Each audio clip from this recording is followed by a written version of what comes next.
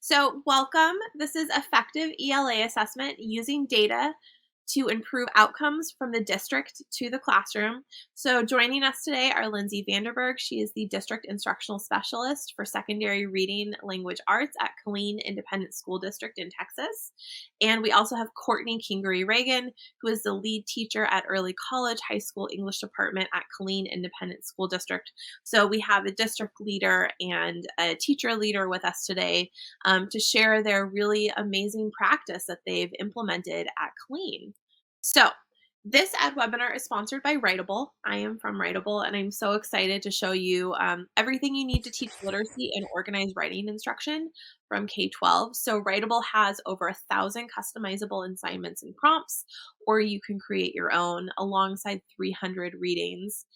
We also show growth data on how students are writing by individual student, by classroom, by standard, skill, category, proficiency group.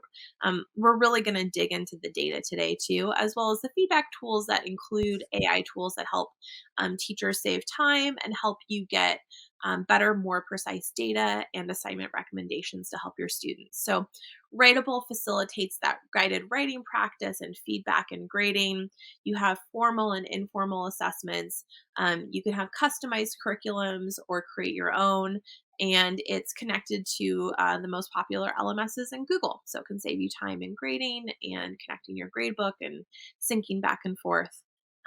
So excited to show you that today. And a little bit about Lindsay and Cortney. So Lindsay Vanderburg holds a Bachelor of Arts in Education from Texas A&M University and a Master's in Education in Curriculum and Instruction from the University of Kansas. Lindsay began her teaching role in Lola, Texas in 2004, teaching 6th grade English language arts and social studies. As a military spouse, she's had the opportunity to teach in multiple districts and schools as an English teacher, a reading teacher, reading specialist, dyslexia teacher, and instructional coach. Lindsay currently serves as Killeen ISD's District Instructional Specialist for Secondary Reading and Language Arts, so she brings a lot of expertise with her today that we're really excited to learn about.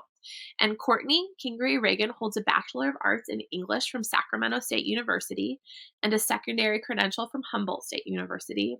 Her husband's career in the U.S. Army brought her to Fort Hood area in 2015.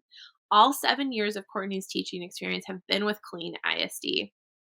First at Harker Heights High School and now at KISD's Early College High School.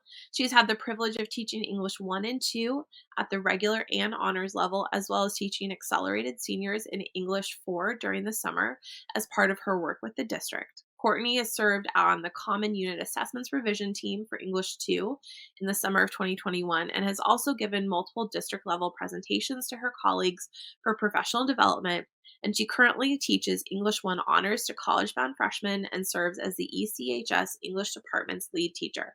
So we have 2 incredibly experienced teachers with us today who have a really rounded level of experience to share with you and to show you how they are assessing their students in authentic ways to help support them and grow them as great writers. So I'm going to hand it off to you wonderful ladies now.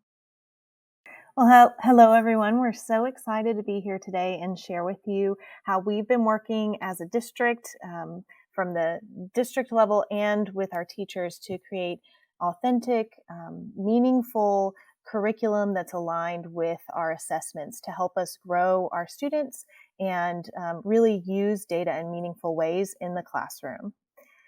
So I want to go ahead and move into looking at our resources. As we share today, there will be multiple resources we'll talk about. You can go to these resources at any time by using this link, because I know I'll talk about a few different things, but I want you to be able to come back to them later and look over them when you have a little more time. All right, so I do want to start off just giving you a little bit of context on our district. We are a large district in the Central Texas area. We're about an hour north of Austin, Texas. We have over 40,000 students and over 6,000 staff members with over 50 schools in our district. Our school district has a large military population as well.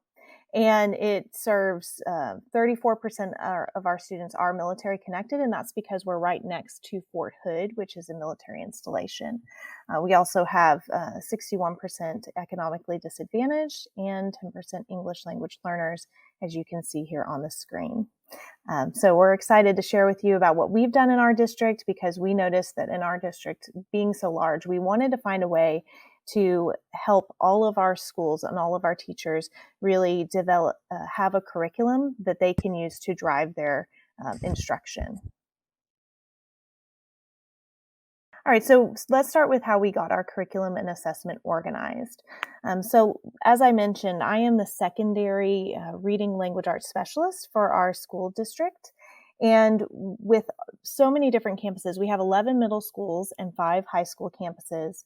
And with all of those diverse student population in those schools, we wanted to find a way to where if a student moved from one campus to another, that they wouldn't be walking into the middle of something they learned earlier in the school year. So one of our main goals was to set a common pacing and scope and sequence for our teachers so that across the district, everyone was on the same page at the same time in our English classes.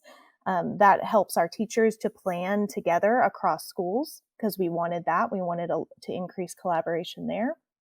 And then we also wanted to allow, if a student moved from one school to another, to be able to move and be doing something similar to what they were doing at their last campus. So those were some of the reasons we wanted to move to this district curriculum that we created. And what we really, to drive this work, we started by using Larry Ainsworth's book called Common Formative Assessment 2.0. We brought in his book and we read it, and we did a training where we really started to learn about how to take the state standards, prioritize them, create units and assessments that allow us to really unify what we're doing in our English classrooms.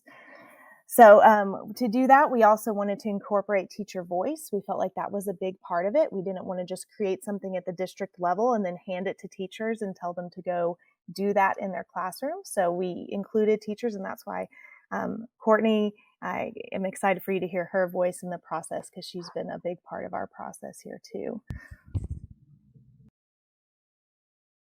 So let's go ahead and move into how we started this process. So to design these unit documents, we pulled teams of teachers. We looked at our teachers teaching the different courses. And so for English, we started, since I work with secondary, we had a team for 6th grade, 7th grade, 8th grade, and then our English courses in high school.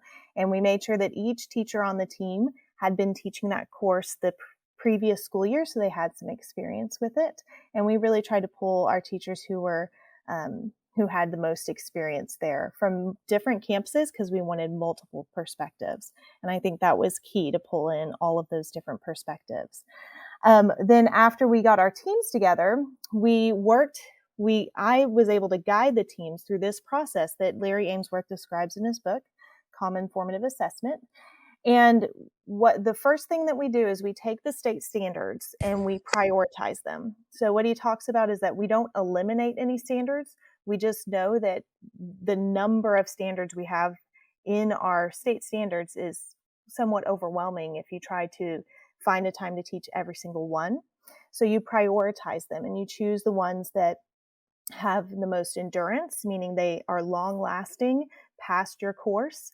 They have leverage, meaning they reach to other areas where they have some good crossover into and interdisciplinary. They have readiness, meaning they prepare them for what they're going to be doing next in the next course coming up. And then also ones that will probably be tested on external exams. So using those criteria, our teams of teachers selected priority standards from the large amount of state standards. And then after doing that, after selecting priority standards, they grouped them into groups and created our units. So then we had units that we created that go throughout the entire year, and we placed them in a common pacing so that way, if you started at any of our high schools or any of our middle schools, you would start in the same unit across the board. Okay, so then the next step in the process is to unwrap those priority standards. So our teams of teachers looked at those standards, and then they looked at the verbs and the nouns. They took what they need to know and show. So we looked at the concepts and the skills, and we unwrapped them, and meaning that they started to look, they took the verbs. What is it that they actually need to be able to do? And then what do they need to show there? What are those nouns that they need to be able to do in that standard? So they unwrapped those priority standards, and then they took that unwrapping to create big ideas and essential questions. So those big ideas are where they determine the relevance. Why is this important? What is the point of me learning this standard in this course? So that is what we want the student to get out of this unit that we're working in with these priority standards. And then from that, you create those essential questions that are the point of them is that the students will eventually answer them with those big ideas. So our teams created the big ideas and the essential questions that were connected to the big ideas to really guide the work of the unit to bring in more of that relevance. Then taking all of that to create learning intentions for the unit, and then moving from those maps to starting to write those post-assessment questions. So even from the beginning, when we're creating our unit maps, we have an eye on how are we going to assess this?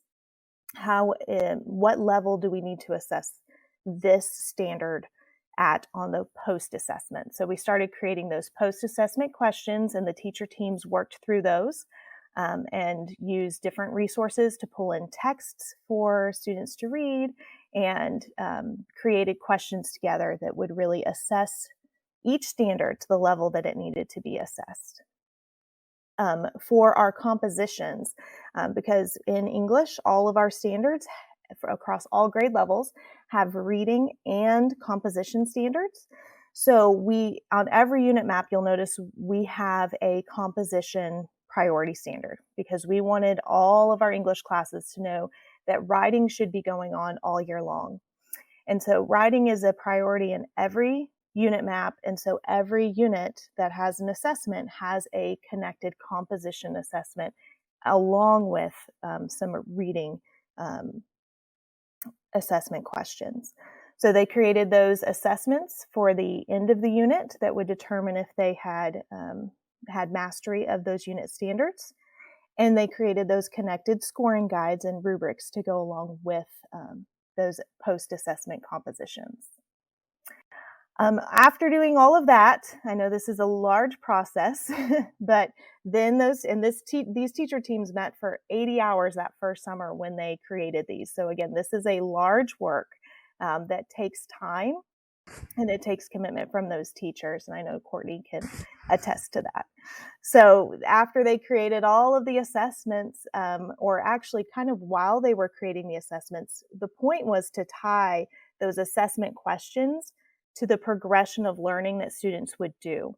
So we created learning progressions on the unit maps that take every priority standard, and for each priority standard, and I'll show this here to you on one of the next slides. Let me get to there. This is an example of our unit maps, but I do want to show you this learning progression as I speak about it.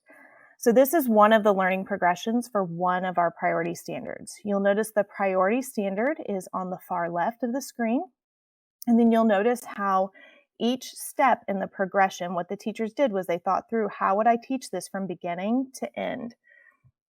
And they took those progressions and they broke them down into each step of how a student would learn this one step at a time.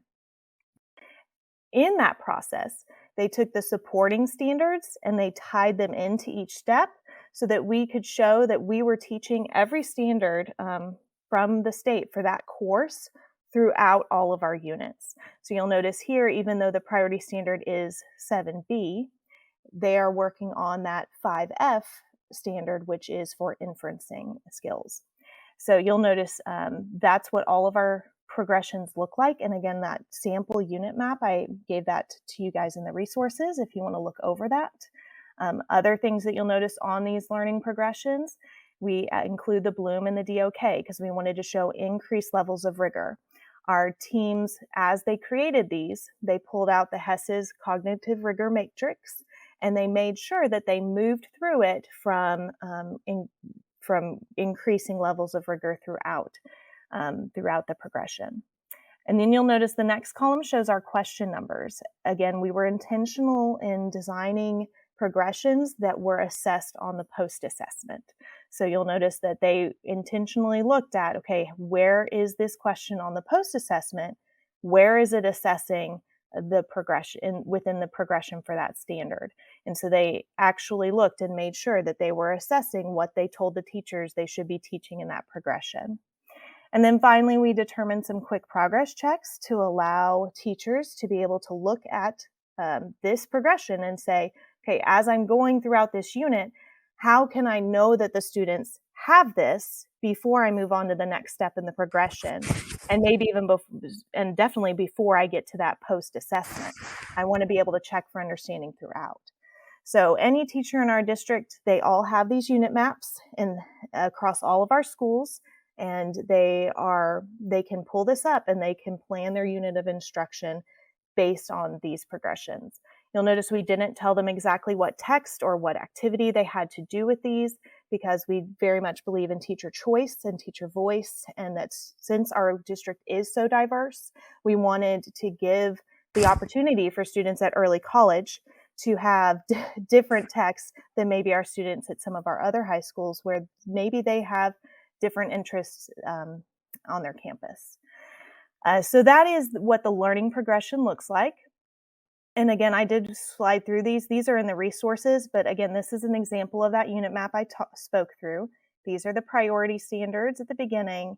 It has a list of supporting. There's more than that. I just gave you a little screenshot of it there. You'll see where we unwrapped those concepts and skills.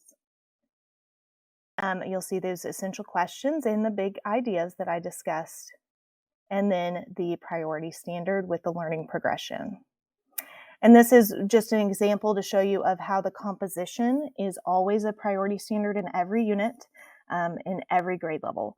I always want to see students writing and reading in every unit. And so we have that connection. And again, we don't tell them how they have to connect it, but we do expect them to be writing in every unit as well as reading in every unit.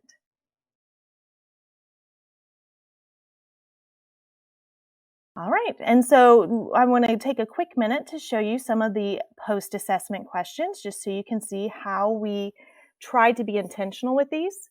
Again, this is one question from one of the CUAs. This is to assess that standard. I think this is 8th grade, 8C, and they were working on drama in this unit. So what you'll notice is this is for the teacher document, and we make all of this very transparent. We never surprise teachers with these assessments at the very end of the unit where they haven't seen it. We are intentional, and we ask teachers to use these in planning, because we want a teacher to think, as I'm planning this unit and I'm working to help my students analyze how playwrights develop dramatic action through the use of acts and scenes, how do I need to get there, and what should I be doing to get my students to the appropriate level of rigor? And so we wanted to show the teachers, here is a question that we will use, that this assessment will use to assess your students on mastery of the standard. So use this in your planning. As you're planning, you should be asking these type of questions, and you should be maybe finding some dramas that you can use that will help you teach students how to do this analysis. So you'll notice we have the question, we have the priority and the supporting standard listed. And then at the bottom, our teachers' teams created those distractor analyses where they showed why it was incorrect and why the answer choices were correct. And again, that helps those teacher teams in planning as they're planning for misconceptions. And it also helps them after they see the results so that they can determine maybe why their students were missing certain questions. And again, all of that is teacher created. None of that was created by the district level. That was our teacher teams. All right, and here's an example of our post-assessment composition. Our teacher teams created these as well. So you'll see here, this has the writing prompt along with what the students expected to do. And then the teacher teams created a connected rubric to go along with it for the teachers to use in scoring. All right, so we want to just pause. I know that was a a lot of information about the process that we go through, that we went through to initially develop these curriculum documents and the connected assessments. So we just want to kind of do a check-in on a scale of 1 to 5. How unified is your school or district's curriculum and assessments? I'm really curious to hear, do our fellow educators out there have access to these kinds of great documents, or are they more on their own? Because I know, working with educators all over the country, we hear a lot of great stories from Texas, and we also hear some stories about how educators are trying to do this themselves without the support of a district. It looks like we're pretty, the majority are in the middle with a pretty even split, of a little and a lot, so that's interesting. Um, so it also shows me that maybe there's room for improvement, in a lot of your situations. Yeah. It's always interesting to speak to other teachers about how they compare. And even in our district, this is very new still, it feels to me, even though it's been a few years now. I remember when they first announced that this process was happening, I was like, oh, that's exciting. It'll be good to be able to compare to one another a little more closely than we have in the past. We did actually have a good question come up about this, was, do you use this process in your elementary schools as well? Or is this really a process that you only use in high school? No, it was across the board, elementary through high school, and actually for every content area, every core content area did this work. So you can use it any grade level, any content area, just prioritizing those standards, grouping them into units, and then just working through. And I highly recommend the teacher teams. I think that's a big factor when teachers ask questions about the documents. It's very helpful to say, well, these 4 expert teachers who teach this course helped create these, and they respect that a lot more than maybe something that's just given to them and told, here, we made this for you, go do this. So. Exactly. Yes. I agree. And those first couple of years, some colleagues of mine that I worked closely with were on the first teams.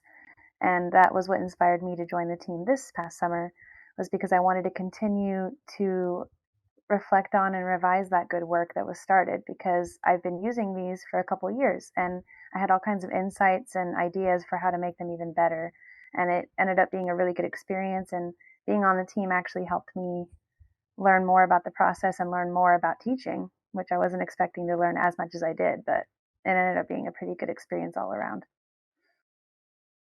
Yeah, that's one of the things I noticed. Everyone who was on the teams, I think they decided it was the best PD they ever did, because they fully understood the depth of every standard, the specificity of every standard, and it really just helped them improve as content experts.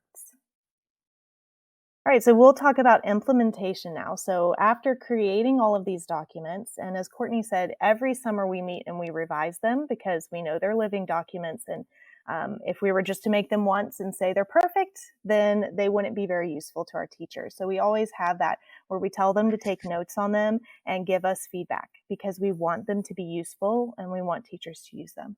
So implementing this, the first year, we took those teacher teams and we asked them to present this to their groups of peers and to show them, here's how you can take these documents and use them in your planning and in your instruction. I house all of the documents in one common online secure location.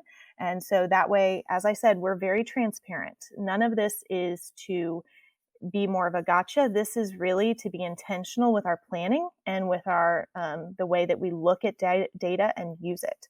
And so because of that, all of the documents are available to all of the teachers at any time.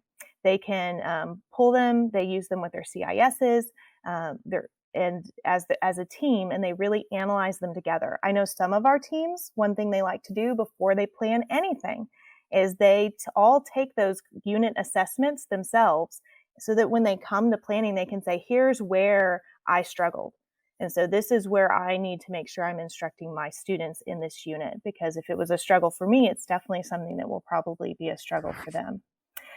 So we took those teacher teams, they worked through how to use them. They went over how to administer those assessments, and they started looking at that. Oh, well, Cortney, I do want to give you a minute to hop in here because this is where it really went to you using it in the classroom. So we turned it over to the teacher teams, they presented it, and then teachers started using them. So you want to talk a little bit about what that process was like? Yeah, so like I said, being on the team in the summer, it really gave me kind of a bird's eye view of the standards for English 2 was the team I was on. And it also gave me a chance to see what I could pull out of it in my experience to bring into the classroom. And so being able to see these documents all year round and being able to look at them, especially in those couple of weeks before we start the school year, really gave us a chance to kind of informally map out the year. Like, okay, we know where we're going to end up in this unit at the end, and we know which standards are weaved in throughout and which standards are hit the most in each unit. And it really relieves a lot of anxiety with planning with my team. I also do that thing where I take all of the unit assessments myself before I even start because I want to make sure that I understand them thoroughly. And so before I've even read the teacher documents, I tend to take the assessments. So this year was a little different, obviously, because I helped make them. So I have a lot of people emailing me asking me about them. But so probably the hardest part about this, we always have those people that want to be a little resistant because they're afraid of something new. And I would say that since this has been around for a few years in our district now, we have very few of those. I think everybody feels a little relieved to have the pacing guides and know where they're supposed to be when. And they're not super rigid. That's what I love about them. Those bridge days that are built in are super helpful because I know something that I've noticed from other schools that have pacing guides that are more rigid. It's so hard because you're like, I'm supposed to be here on this day, but this group down here still doesn't get it. I need more time with it. And that's the other thing about this is the bridge days are built in because they know that teachers need those. So for Cortney, anyone, I don't think I even mentioned the bridge days. Will you explain those? I Because was just didn't going to mention ask, them. yeah, I think many teachers probably don't have the wonderful bridge days you have. So if you give us a definition. Yeah, so a bridge day, so on a normal pacing calendar, I've seen other examples. They have this date to this date you do drama, and this date to this date you do poetry, and it's got all the standards you're supposed to cover, and it's got the benchmarks, but it's very rigid, and it feels like a lot packed into one small amount of time. And so first, the intentionality of choosing the priority standards helps a lot. It takes a lot of pressure off. Like, okay, as long as I make sure I hit these, and the supporting standards sort of hold them up, that's why they're called supporting standards, then I know that my kids are where they're supposed to be. That takes a lot of pressure off right off the bat. Second, bridge days are sort of built in between units, like a cushion. So if certain groups of your students are right on track, doing fine, you can extend their learning. And then if other groups of students are still needing some review, still needing some practice, you can build in some remediation there. And that's what I love about it is it gives my team and I breathing room to get those results back from those assessments, especially since the other thing about the composition section of each CUA is that's teacher graded.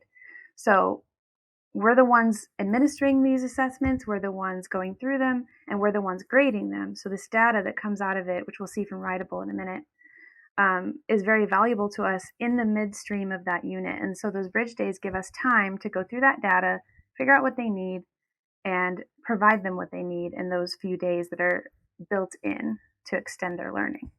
So I really feel like this process has been put at the center of what students and teachers need in the moment. We're able to adjust. It's very flexible. I feel like it's kind of the best of both worlds in terms of keeping us on pace with everybody, but also giving us enough room to do what we need to do in our rooms. So I can't stress how important this process is enough. Yeah. The last thing I see here, is when it comes to going fully digital. So that's the part that I think is going to be a really big hurdle for many districts in the United States. It's even been a bit of a hurdle here in KISD. We have very many devices. We're adding more devices all the time, but we're also adding more students all the time. KISD is not only very large as it is right now, I don't think we emphasized enough that it's constantly growing as well. So we have a lot of transients in the population, but we also have growth that is just exploding. And so trying to keep up with that demand for devices is going to be one of the biggest issues for public education in general. But I feel like if we can meet that hurdle and overcome it, all of these digital assessments are just going to be super helpful for keeping students on track. And what I love about it is that the data can transfer school to school because it's all in one place. So that's what I wanted to say about going digital. Yeah. So, and I'll just speak to that as well. We started by administering our unit assessments. You'll notice the reading one was multiple choice, and most of those are multiple choice assessments. And we have a program that we use where teachers give those multiple choice assessments, and then the data comes right back to the district, and the teachers can use it at a teacher level. We can use it at a district level, and campus administrators can use it at a campus level. It works really well for us, and it allows us to gather the data by priority standard and really gives a quick turnaround for teachers to be able to actionably take that data and plan instruction for those bridge days that Cortney spoke to.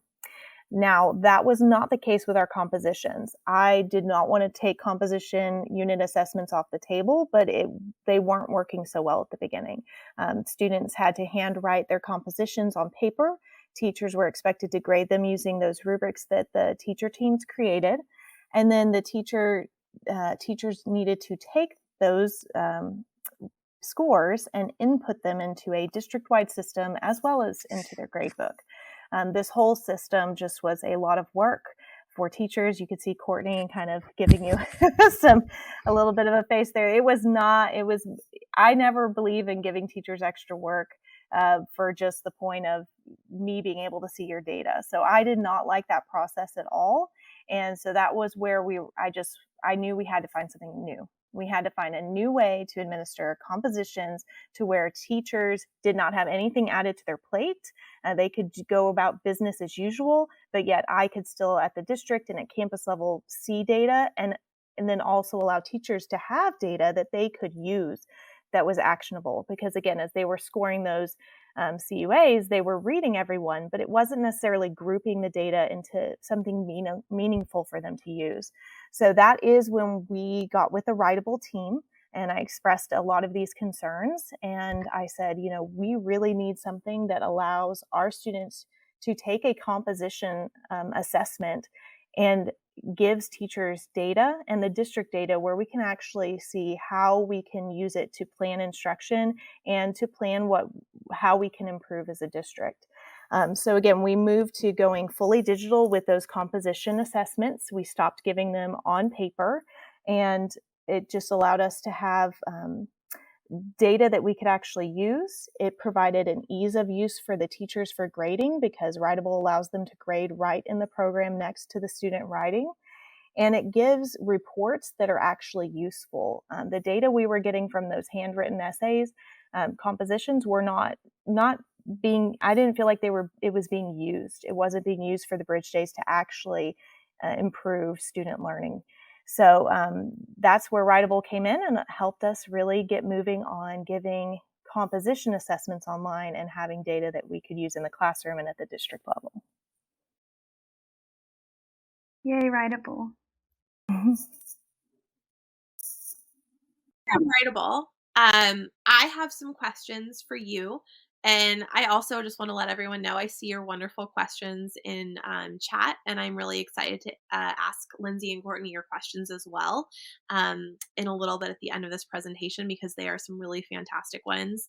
But I do have some questions along the way. So I know this wasn't the smoothest process. No process is.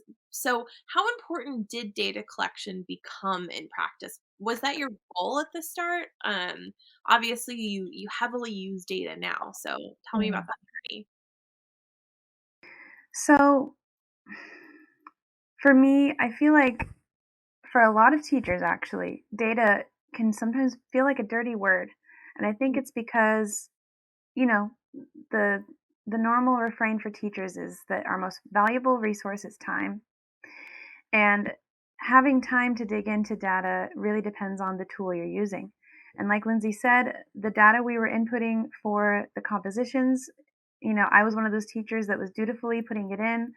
every once in a while it wouldn't save and it would crash and I'd have to do it again. And it just got to the point where sometimes you just didn't even want to look at that data afterward. You said, I'm just done with you. I don't want to look at you. I'll use my qualitative data from my student relationships or, what you do as a teacher. And so now that I'm able to look at Writable, I'm not as afraid of data as I may have been in the past. Being an English teacher, numbers can be scary. And so what I love about Writable is it gives you lots of different flexibility in how to look at your data. And so I feel much more confident in using data now in meetings and talking about it with my colleagues, comparing our data across the board. And I'm happy to say that especially my close team I work with for English 1 this year, we use the data constantly because we want to make sure that we're tracking how they're progressing over the year, and we want to make sure that we're not assuming that they're improving, but we can prove that they're improving, if that makes sense. So I would say that data has become 10 times more important because I feel more comfortable and confident in using it than I ever did before. And did that happen at the district level for you too, Lindsay? Obviously, it happened in Cortney's classroom. Yes, the data I was getting from those hand-entered composition scores, it was not useful to me at all. It was, when I did the numbers, I think it was maybe 20% of teachers actually entering it compared to the number who took the easier multiple choice unit assessment. So the numbers, the breadth of people taking it was entering it was not as large, so I wasn't able to get a clear district view. And then also it was just really if they met, mastered, or approached grade level. It wasn't anything that showed me by writing or composition skill or standard where we could improve.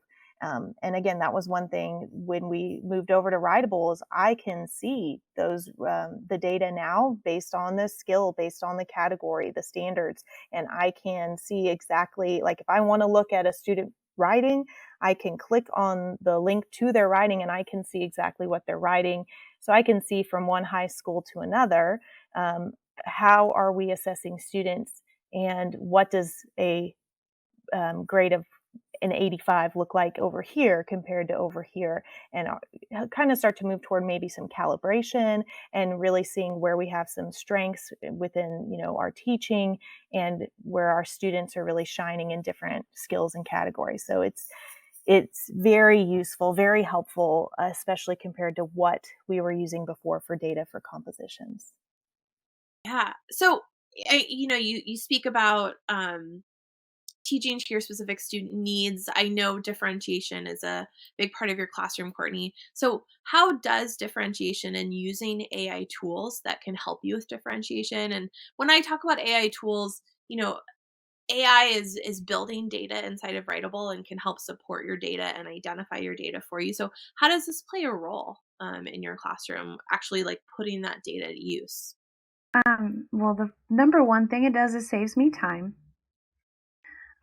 Like I said, that is my most valuable resource. And so not having to sit there and crunch the numbers and compare students to one another and say, should Johnny be in the same group as Stacy?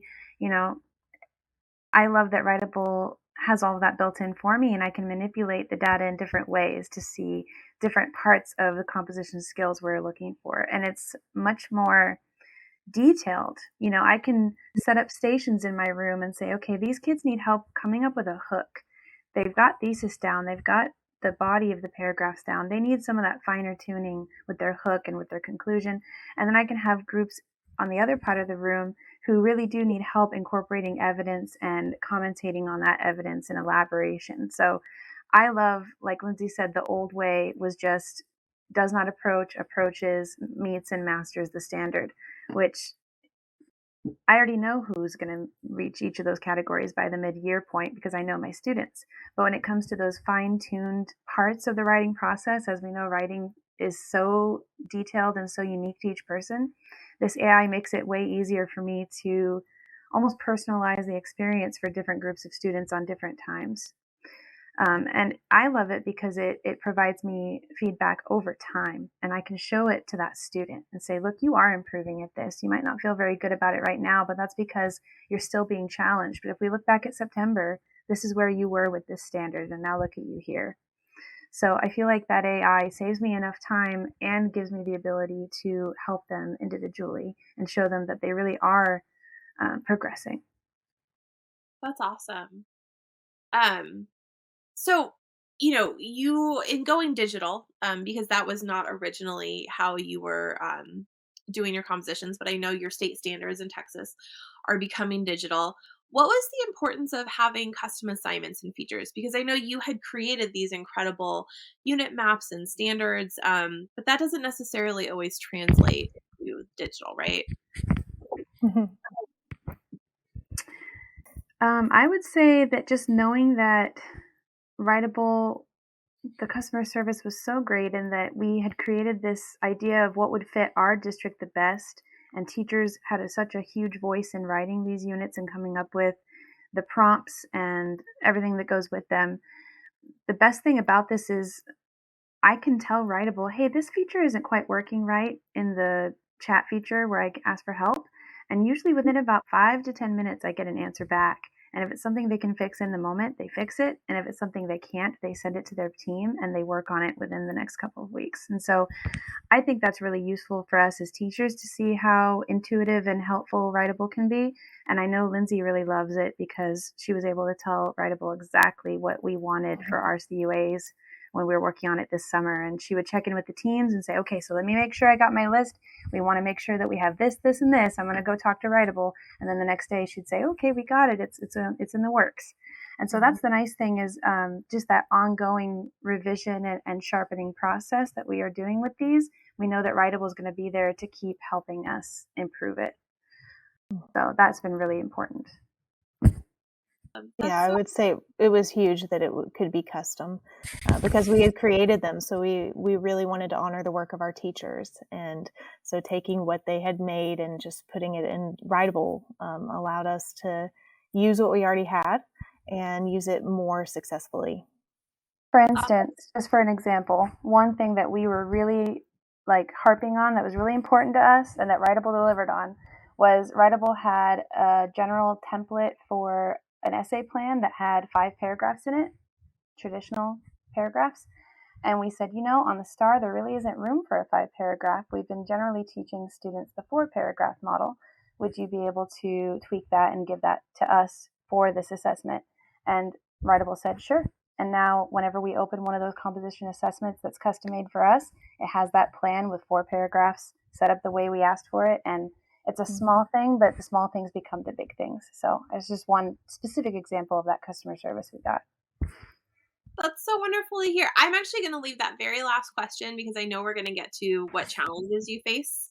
So I'm going to move because next show what the data actually looks like in Writable. So you can see some of their real data here. So yeah, I'm just going to pass that off to you so you can actually show it to everyone.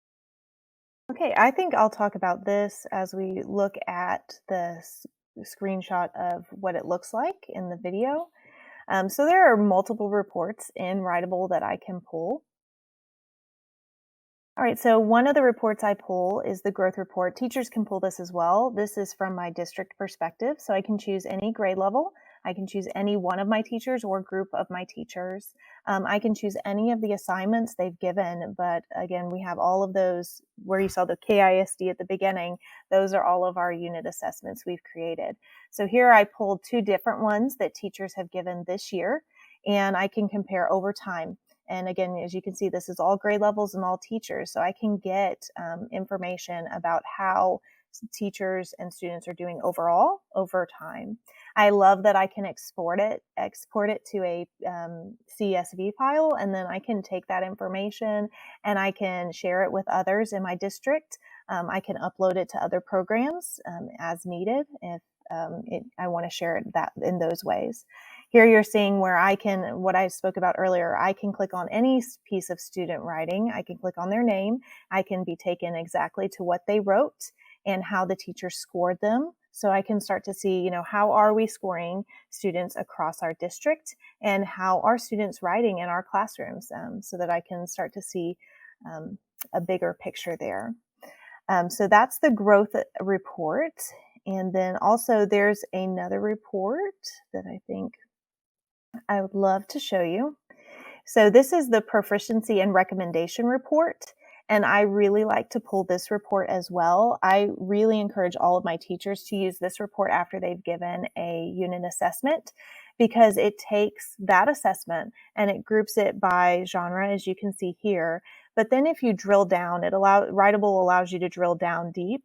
And so for informational here, you're seeing that it's showing me students who were grouped in the below, approaching, meets, and masters. I could click, again, you see they're all hyperlinked. I can click on any of their names to see their writing.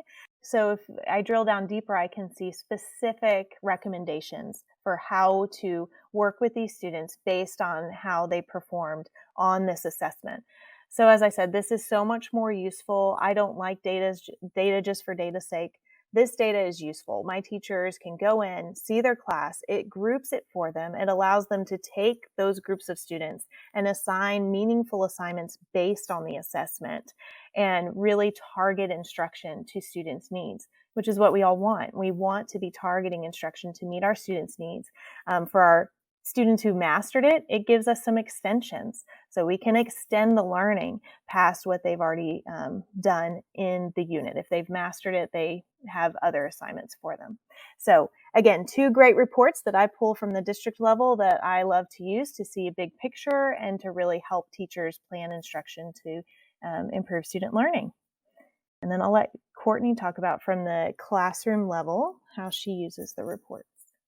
Yeah, okay. So I gotta say, one of my favorite things is during the writing process, I can even be looking at student writing.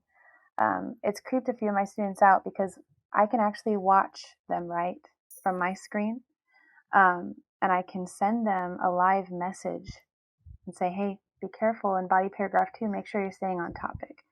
Or, hey, be careful, make sure you're writing in the third person for this academic paper. And I love doing that because it shows the students I am there with them. And it was so useful last year with hybrid learning. I had students at home who weren't always able to join live in class, but I was still able to give them that meaningful feedback on their writing and see exactly where they were in the process. So that just feeds through into the whole writing process. And at the end, when I can look at those reports, I love that I can look at the reports in the middle when they're done with their first draft. I can look at the reports when they're done with their second draft. I can see all the versions of what they've revised. And I love using my report to show me who I have on watch or on target. When they're on watch, it means that, they might need a little extra push. They might need some more help. They have more idle time in the program. They're not writing as much as their peers. They're not using as complex a vocabulary as their peers. So they might need a little bit more help with sentence stems and things like that. I've got my group of kids that are on target, and that helps me know, okay, I know at least some of them are getting it and some of them are getting what they need. The AI insights are really useful because I can use them as much or as little as I want.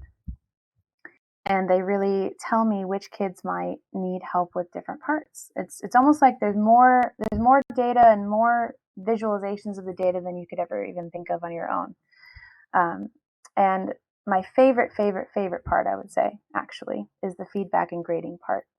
So you can customize whether you want students to review each other's papers and you review them, or just you, the teacher, review them, or just the student self-review and then get the teacher review. So it helps them get used to using rubrics and giving themselves an assessment and comparing how they would assess themselves to how the teacher assesses themselves. Because at the end of the day, when they're in that STAR test at the end of the year, the teacher can't be there to help them. They have to do it on their own. They have to have that internal compass of, this is what is expected of me. Am I meeting that target? So I would say that them being able to have a user-friendly view of a rubric and what is expected of them is so useful. I love that when I'm grading their papers, I can actually color code the rubric and I can highlight parts of their writing and tie it to a part of the rubric and then leave a comment telling them, this is what I'm seeing here. I don't think you're quite reaching that. Or, oh, I see you added a hook this time. You did better than last time. So it just really helps with that customization and helps the kids feel like I'm actually there along with them in the process. As far as the proficiency and recommendation report, like Lindsay said, those recommendations are golden. The best part about it is that Writable has pre-made assignments too that it'll suggest to you and say, hey, this would be a good assignment for this group of students that need to work on this skill. And it shows you exactly why. And as I told you earlier, my most valuable asset is time. So not having to create assignments all the time, every year, all year, being able to take writable assignments and tweak them or add to them as needed is just such a huge time saver for me. So those bridge days really become about, okay, who are my groups? What am I going to assign them to work on with this skill? What does Writable have to offer that I can add to or take away from? So it really just kind of sets up my whole process for me, and I don't have to stress about how I'm going to go about reaching these kids that need help in certain areas. I can't talk about it enough. So when I'm looking at an assignment for my students in a certain class periods, for instance, this is my 1A class period right here, I can see at the top how many I have graded so far. I can see how many of them are writing and have writing in there. I can look at the class average. I can see how they've scored themselves.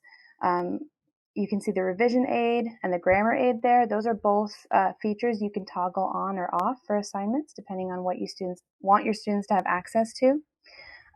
When I make my own assignments or when I pull Writable assignments, I have those on for certain students and not for others, especially when it comes to their accommodations. Like some students do need help with that and some shouldn't.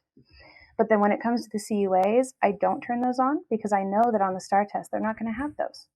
Most of them. Some of them might have them, but most of them are not going to have those. So I want them to see themselves, hey, this is where your grammar is, and Writable actually gives you a score for your grammar right here and tells you what you need to keep working on. So the kids can see some spotlights and some insights on their side too. What I like too on the right is the revision spotlights. That shows me who is revising and who isn't. So that's really useful, as I always show kids, look, see, I can see you haven't revised. Can you tell me why? And we know kids hate revising. They want to write it and be done with it and turn it in. But Writable is a really great ally for me in showing them the value in revision. On the next slide here, this is what an actual student's work looks like.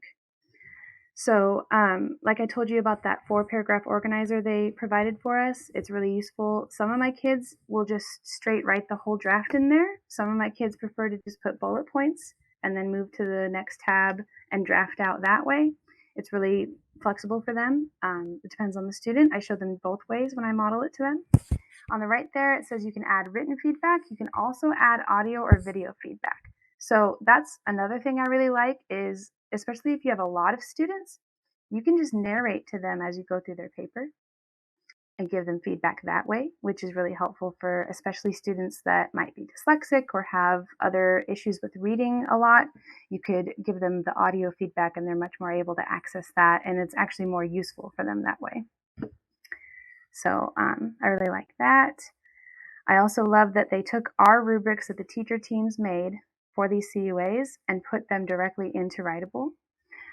As you can see, it has all the different parts of the rubric with the criteria, and then it also has stars on the side, and as you hover over each star, it shows you a descriptor for what the student has done or has not done at that level of that criteria. So it's very detailed, and it tells us exactly what the kid has done, and it shows the kid exactly where they are as well. There's pure transparency on both ends. So that's really useful.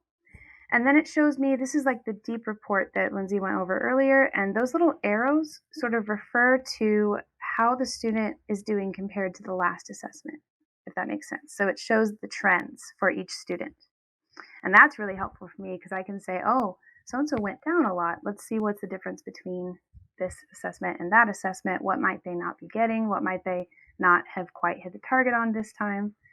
And it's really useful for all the different modes of writing. We've got argumentative, narrative, informational, and then there's also reading in there because Writable doesn't just do writing. They also have reading assessments and the ability for you to put your own readings in there and add assessments about the reading. So I echo what Lindsay said earlier about we want to make sure we're reading and writing in every unit. And for me, it's actually a goal of mine that they read, write, listen, and speak every day. So Writable makes it really helpful to incorporate and show them how the writing and the reading can be tied together. Also, the reason that there's nothing under narrative is because in English 1, we don't write a narrative for the CUAs, but that would be there when it comes to other grade levels where they do write a narrative. So it's really flexible depending on what your district needs. And this is the part where the bridge days get really useful because it shows you what Writable recommends for different levels of students on different standards and skills.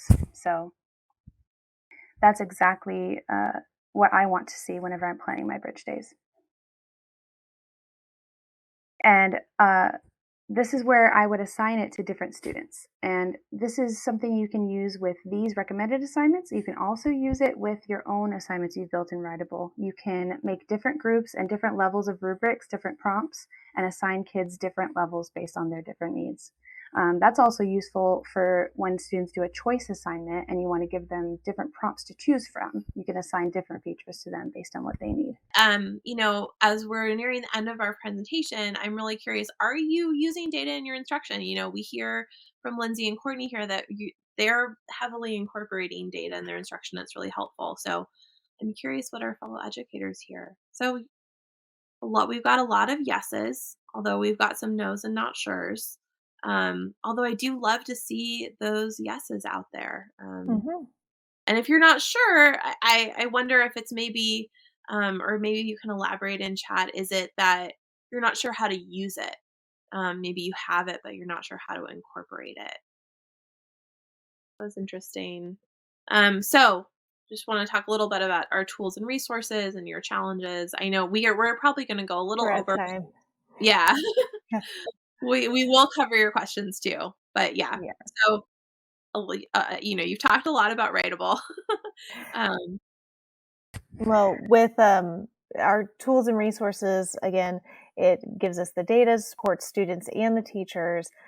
We love those custom assessments we created for our unit assessments, but then also our teachers, like I said, I love to give them the opportunity to use texts that they think are very meaningful for their students. So they put in their own text in Writable and they can use those for reading questions and also for writing. There's so many assignments in Writable already though, so that it does save time to allow them to go in and just pull those assignments straight out of Writable, ready to go. And then of course it does have STAR assessment prep. So it's got some of our revising and editing prep in there, as well as some other composition prompts that mirror what we see on our state assessment here in Texas. Yeah, I know one of our main questions actually that came up was, what standards are you teaching to? So I think that's a good time to remind, you are teaching to Texas state standards in Texas. But people all over the country have different state standards that you can find within Writable. You can actually see that you have all of your state assessment practice in Writable. Your standards are inside of Writable. So, you can just find your state assessments. You also have English learner assessments, and you can look at them, you can edit them, you can assign them to your students, and then get that data back on how your students are going to perform. So, right now we're looking at a Texas grade 8 state assessment with multiple passages and multiple choice questions. That's already there in there for you. Okay, so what were your biggest roadblocks? So as Cortney mentioned earlier, we are not a one-to-one district. We are constantly adding technology, but again, that has been one of our challenges, is making sure that our teachers have access to the tech that they need on the day they're giving the composition assessment. But as I think we mentioned earlier, our state assessment is moving to 100% online starting in 2023. So as they move that direction, we are trying to move that direction as well. I mentioned earlier our teacher teams, we honor their work, but we also recognize that they are not perfect documents created by our teacher team. So we always look to revise every summer. We bring our teacher teams back together, and my requirement for when I'm selecting those teams is that they taught that course the previous year and that they use those documents, because I want to know that they spend time with them and they have some meaningful voice into how we need to revise them. Then online testing was another roadblock. Again, we just needed to move toward online testing in our district as our state moves that way. And then I think we had the teacher voice and input. As I mentioned earlier, that's so important to us. We definitely wanted this to be created by the teacher teams. I know in the training we went through with common formative assessment, ideally, if you're a smaller district, every teacher teaching that course could be a part of that team. I think that would be amazing because every teacher teaching that course would have a deep understanding of those standards by the time they finish the work. So if you're a smaller district, I think this work could be a great thing to do with everyone who teaches the course. Since we are so large, that just wasn't practical for us. And then, of course, our data issues before Writable, we discussed those. It wasn't useful. It wasn't meaningful. Nobody was using it. And I don't want data just to have data. I want data that we can use so that our teachers are using it in their instruction. And then I can use it as I support the teachers for where we need to go as a district. Awesome. So thank you. I'm just going to quickly move through to how you're going to get your CE certificate. And then I think we can come back and ask some questions because we have gotten some fantastic ones during this time. So you can share, you can find your resources, that's in chat. You can always create a free Writable account. Teacher accounts are forever free. You can assign your students, get some data, see how it works for you. Look through our library of state assessments, through assignments, create your own. Just get creative and explore. Okay, so one of the big questions, the first one was, when do teachers develop these documents? I know you mentioned summer. So when are teachers and you, Lindsay, your district team, making the time for this? Yes, that is a concern across the board, but the initial work was so important to us. We paid teachers to come in during the summer break to develop these. And again, since the teacher teams for each course were teams of about 4 teachers each, maybe 5, 4 or 5, we allowed them pretty much to develop their schedule that worked for them as a team. So that initial work did all take place in the summer, and they were paid to come in and do this work.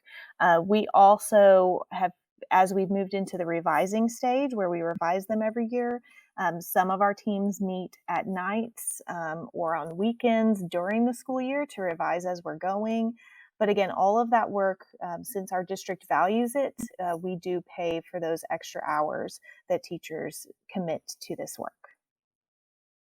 Okay, so here's another question is, could you give a brief description on what the outcomes have been? Are they working the way you wanted to, or is some scope of improvement going to be required to get the outcomes where you're hoping they'll be? I know this is a work in progress. Yeah, well, the outcomes from the district level are what we wanted. Our teams, when I go into any English 1 classroom across the district, they're working in the same unit, which ours are genre-based, so at the same time, and they can communicate with one another. And so now we have a lot more collaboration, not only within our schools, but also across the district, to where we're sharing what good things we have going on with one another. So that was one of our goals, was to kind of unite what we're doing and really bring together the good things that we see happening and sharing it with one another. Another goal was to use data to drive instruction, and it is being used in that way. It's meaningful, it's useful.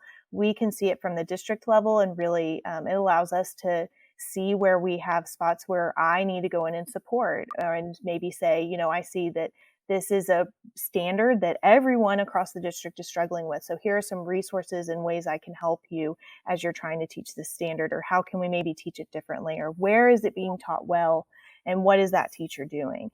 So really allowing us to use the data in meaningful ways from the district level. And then from the classroom level, I know, Cortney, I don't know if you want to speak to that, but I know that I don't know if you want to go, I'll let you speak to that. Yeah, so to echo everything Lindsay has said from her view, it makes it so much easier for me, especially as now a 9th grade teacher, the hardest thing for me is I can't just walk down the hall and talk to their 8th grade teacher. First of all, the campus I teach at, early college, pulls students from the whole district. All the other high schools have area middle schools that feed into them, and so those high school teachers are much more able to contact those teachers and know, okay, I can contact teachers at these middle schools and see what they did. I can't do that. My students come from everywhere. So not being able to have that relationship with their 8th grade teachers in person as much, it is so nice knowing that as a district, we are unified. We have these pacing guides. I know exactly what units they went through in 8th grade. I can look back at my students' previous data from the years before. And that is such a valuable asset to me that I'm able to build on what they already know and fill in gaps that they might have already. And I'm able to provide that data and feedback for the teacher that's going to have them next. So just in a vertical alignment space, it's been phenomenal. So I could go on and on forever about the outcomes, but that's one of the things I wanted to mention the most is once you establish this process, all that data is housed forever and you can look back at it to your heart's content. That actually leads us into our final question. Are there separate plans for English 1 and honors and college prep and regular English and grade levels? So that was one of the big questions, is how are you differentiating your plans? Right. So go ahead, Lindsay.